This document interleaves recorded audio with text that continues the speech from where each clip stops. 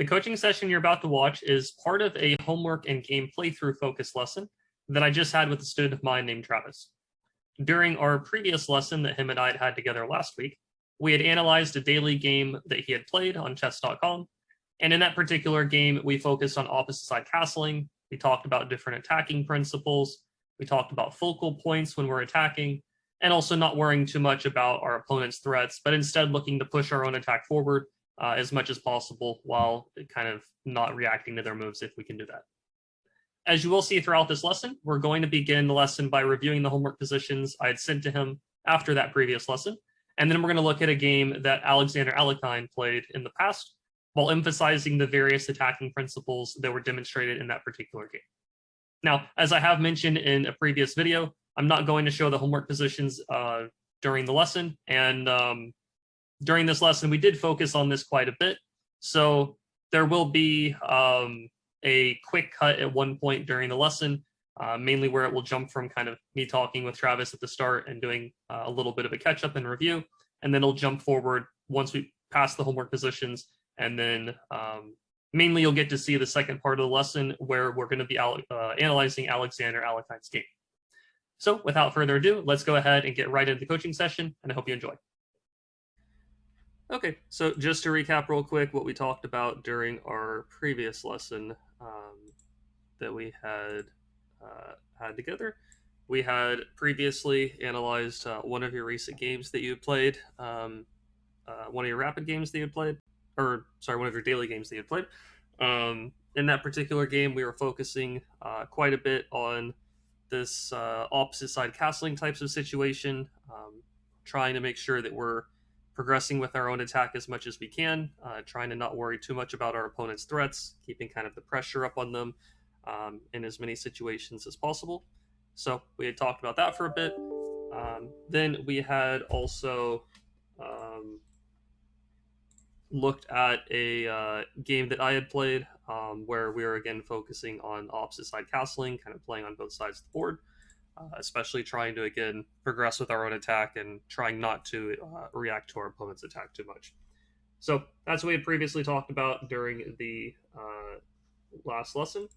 After that, I had sent a couple of different homework positions. This is going to be a position taken from a game played by Alexander Alekhine, or Alekhine. There's a couple different ways I've heard it said. This was played back in the year 1910. Alekhine was one of the, I think he was the 4th world chess champion. And he was very famous for his combinational play, his attacking. A lot of his games, it kind of feels like an attack comes out of thin air to some degree. But it's also important to understand that he was very good at almost like subtly building the attacks before the combinations ended up occurring. So in this position, it's white's move right now. I will just start off by saying there's no combination right here. There's no sacrifice or at least no mating attack on the spot. But it is white's move. White has a variety of different ways of playing in this position, but I'm going to let you kind of think through the position and see what you would decide to do here. Well, I mean, the simplest would just be the castle. Pieces are all developed. Everything looks happy enough. I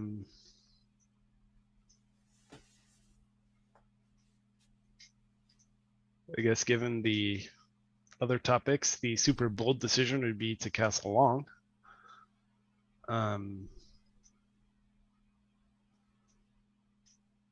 Which seems a little crazy. Seeing as there's half open C file.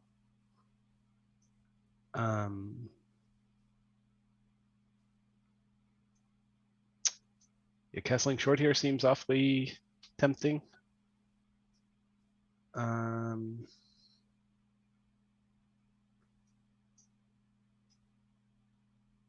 So castle short, and maybe the bishop gets booted.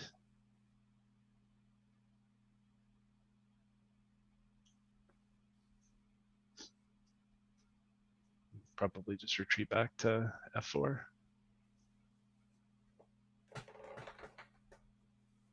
Okay. And what's your let's say after castling, I don't know. Let's say black makes a random move like um, a6, right? Let's say we castle, he plays a6. Like, what's our plan from that position? Um, well, I think we can just kind of do standard continue to develop things. Maybe put rooks on like c1 and d1.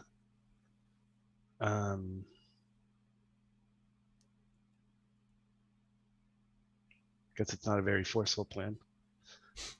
Doesn't necessarily need to be forceful, just whatever plan we might come up with. Let's see.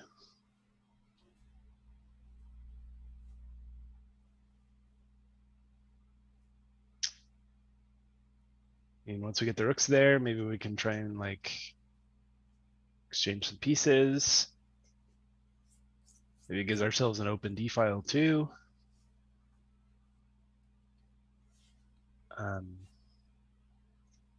Probably trade these as well. Guess we just have to be careful of losing the D pawn, because eventually this bishop will kind of come alive. But it seems like a reasonable enough plan. Okay, yeah, I think castling here is perfectly fine move. Probably the plan I would work with is like you said, put a rook on c1, put a rook on d1. I would probably try to apply some pressure to the c7 pawn on the half open file. If black ever plays the move c6, then we might be able to think about a minority attack with b4 to b5 to kind of break apart the c6 pawn and try to isolate the d5 pawn. And if black ever plays the move pawn to c5, then we might be able to take it. He takes back with his pawn. If he takes back with the piece, he ends up with an isolated pawn. And if he takes back with the pawn, then we can play against this pawn structure. So this way of playing is absolutely fine. Like, game might go a6, rook to c1, like you said, rook to c8, rook to d1, pawn to c5. Maybe we take right away, just for example. He takes back, bishop f5 or something like that, and we can kind of apply a lot of pressure to the pawns in the center of the board in this kind of situation. Perfectly fine way to play. Now in the game, Alekhine played a bit of a unexpected move at this point. And just because he played it in the game doesn't necessarily mean it's like the best move in the position or the only good move in the position. But he ended up playing the move pawn to h4 in this position. And what do you think his plan is here? Because now I'll say that castling kingside's a bit less likely riskier. To occur. Yeah, for sure. I mean,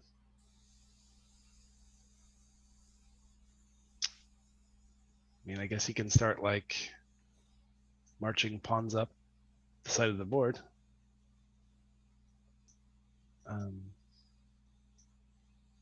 Maybe just trade here and keep marching. Okay, so definitely a pawn storm potentially occurring here, which again lends itself to probably the fact that white's going to castle queenside. Sure. Part of what we have to figure out here, as we talked about, I think during the last lesson a bit, is where are the kind of focal points or targets in the opponent's position, and where is that going to be in black's kingside corner of the board? What are kind of the spots we're going to try to bring the most firepower towards, or try to remove pieces from protecting? Well, I mean, right now, so g7 is only protected by the king, so that's kind of a soft spot. I think maybe longer term, we're going to be looking more towards h7, so we'll want to be removing this knight, which is going to be kind of tricky to do because there is a replacement knight, but we do already have the rook there as well, and we already have quite a bit of diagonal pressure on h7. Yep, and you also had mentioned maybe the idea of g4, take the knight, then g5. that's also, the G pawn is also going to help eliminate some knight from defending on the f6 square at some point.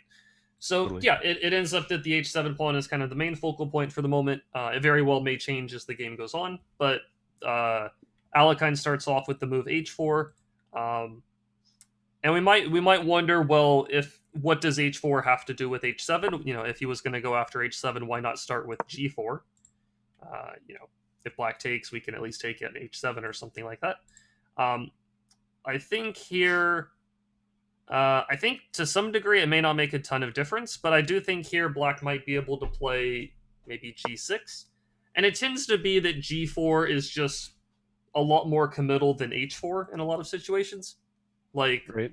if you're going to, if you compare here playing h4 and black plays the same g6, we haven't played the move g4 just yet. We can now play maybe just like h5 at the right time. We don't even necessarily need the g pawn anymore.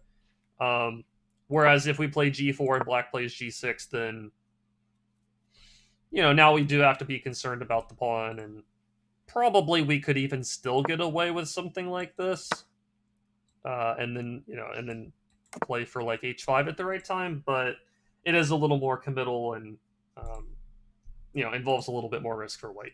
So white started off with h4. Now black in this position responds in a very principled manner. He played the move pawn to c5. Usually when your opponent is playing on one edge of the board, it's good to counterattack at the center. So that's what black is doing here. White decided to queenside castle. Black took the pawn on d4. And how do you think white should recapture here? I imagine you want to take with a knight. I don't know if we want to have to deal with our isolated pawn blocking up the d file where our rook already is. Yep, taking with a knight is better. Taking with the pawn is playable. However, the issue is going to be, like you said, we block the rook. Also, if the knight's on d4 instead, the knight can kind of hop forward at various moments to get to a better square that's a bit more attacking oriented. And we, if we take with the pawn, we get an isolated pawn of our own, which is not necessarily terrible, but black is going to start to try to make use of his c file and stuff like that at this point. Well, again, one nice thing about having the d4 pawn here is it does kind of prevent this knight from coming in. Yep. So it does kind of dominate the knight on d7. That is absolutely correct. I guess in this case we have to kind of weigh the difference of, do we want to shut this knight out of the game, or do we want to like activate a piece of our own? And I think in this situation we're not overly concerned about the knight hopping to like c5 or e5. I mean, if he hops to c5, maybe we just go play like bishop f5 maybe, or maybe we can even just ignore this and play knight f5, keeping in mind that if black starts trading a bunch of pieces, he does have this weak isolated pawn in the long run. So sure, he has multiple issues to deal with, his own king as well as this d pawn. So yeah, in the game white ended up playing knight takes d4 as the recapture. Black played rook e8, white played king b1, pawn to a6, and then at this point white did pull the trigger on the g4 move. And the idea with g4 here, of course, if black takes on g4, white's going to take on h7. Yep. And then the king is just, completely ripped open. We bring the rook to g1, and black's going to have huge trouble. If black plays the move h6, which was not played in the game, but let's say black plays the move h6 instead, how might you follow this up as white here? Maybe just like take, and then after recapture g5. Yeah, I think we can go ahead and trade and play g5. It may involve a pawn sacrifice if black wants to do something like this, but once again, I don't think we're overly concerned about losing a pawn on the king side here. It does open up the g file. We have a ton of pieces aiming in that direction. Yeah, we could play rook to g1 and just keep building the attack. We might even be able to get away with some funny business here. Like if this bishop was not on d3, we would have queen h7. We might even be able to like take on h6. Oh, that's cute. And then the idea is like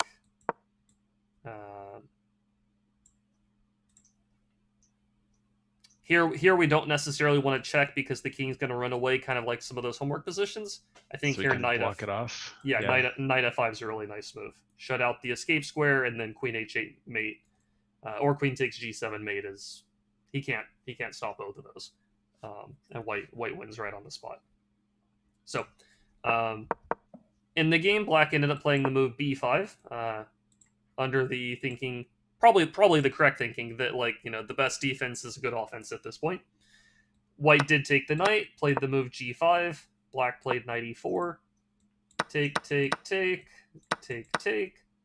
and then here black took on g5, opening up on the queen.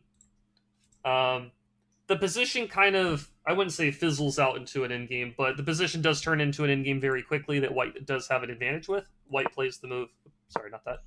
White plays the move knight e6 in the game, opening up the attack on the queen. Black played, I think they played queen e7 in the game. Yeah, so black played the move queen e7. White took on g5 with the pawn, threatening h7. Black played h6. And the game eventually turned into something like this. And white eventually went on to win the endgame. He's up a pawn, his rooks are more active, get to the 7th rank, the a pawn's a bit of a weakness, and white eventually won the game with the extra pawn. So might seem a little bit surprising that after all of that kind of firework type of stuff, that the game actually kind of turns into a rook and pawn endgame. But along the way, white was able to pick up a pawn, which means that now the endgame is advantageous for him, and he showed, you know, good enough technique to win this endgame going forward at this point. Yeah, quite the slow finish for such a flashy middle game.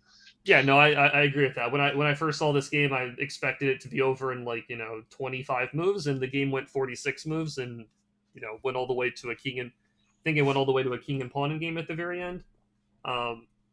The king and pawn game at the very end is actually very instructive, but a little bit outside of the realm of what we're focusing on here. But yeah, it was just interesting that the game went an extra like 25 moves longer than I expected it to. But sometimes, you know, you're in this case, white is essentially trading one advantage for a different one. White has this like attacking initiative, and then eventually picks up a pawn along the way, and then with that extra pawn, you know, that's a different type of advantage, but definitely still a good one. And white goes on to win the endgame later. All right, so again, the focus of the homework positions, as well as, you know, this this game example here, again, tying quite a bit into the concept of attacking, especially if we have the ability to maybe sometimes sacrifice a pawn or give up a little bit of material to open up lines towards our opponent's king. We don't want to be too concerned about the little bit of material investment. Of course, you don't want to just throw caution to the wind and just sacrifice every pawn and piece on the board and not have any follow-up attack. But you also want to, we have to make sure that we're not, you know, holding on to material that we would almost in some cases rather not have on the board, especially pawns that are kind of blocking up files or lines for our pieces. And if we can sometimes give up give up a pawn or sacrifice a little bit of material, as long as we have, you know, like good enough return on our investment, especially if we can get a good attack going and create a lot of trouble around our opponent's king, then it can definitely be worth it in a lot of situations to give up a pawn or do something like that to keep the attack going. Sure. So, anyways, so Travis, that'll do it for us today. We'll get back together, I guess, next Wednesday again. From today, yeah. Yeah, so we'll be on the Wednesday schedule next week. We'll talk again then for the next lesson. I'll send a few more homework positions to check out prior to that, and we'll get back together next week then. Okay? Perfect. Sounds good. Have a good rest of your day, and talk to you in a week. Okay, you as well. Have a good day. Bye-bye. Yep, you too. So as you heard at the end of the lesson, I'll be sending Travis some new homework positions to check out prior to our next lesson together. And these positions will most likely revolve around the topic of attacking that we've been focusing on. As you saw with the game against Alexander Alekhine, that was kind of the topic of the lesson for the most part. Now, if you did find this kind of content informational and you enjoyed it, then I would really appreciate you letting me know in a comment below the video. You can also click the like button and subscribe to the channel. That would really help me out with the YouTube algorithm and also allow me to reach more people with this content so that more people can learn from these different lessons and be able to improve. And if you'd also like to get a coaching session of your own, then you can check out my website, nextlevelchesscoaching.com, and you can contact me through the contact form on that site. The links are going to be in the video description below. Thanks for watching the video here. Hopefully you enjoyed the lesson, and I will see you again in the next video.